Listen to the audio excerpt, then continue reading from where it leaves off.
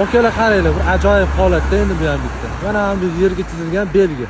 Bu axborot beryapti, chapga burilyapti. Endi qaranglar, bu yo'l Chig'atoydan kevurish, bu choraxa Sag'bon bilan kesishma.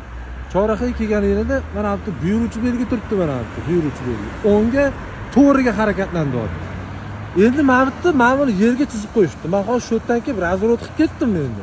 Boshqa iloji yo'q. Mana bu belgi hozir menga chapga burilishimga ham, qayrilib olishimga ham ruxsat beradi.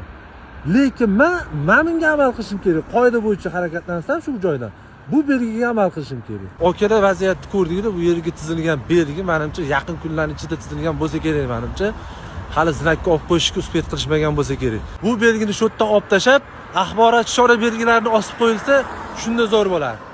Shu videoga like bosib tarqatib yuboringlar, ko'pchilikga foydali bo'ladi. Hurmatli haydovchi okalar, yo'lda harakatlanayotganda ehtiyot bo'linglar.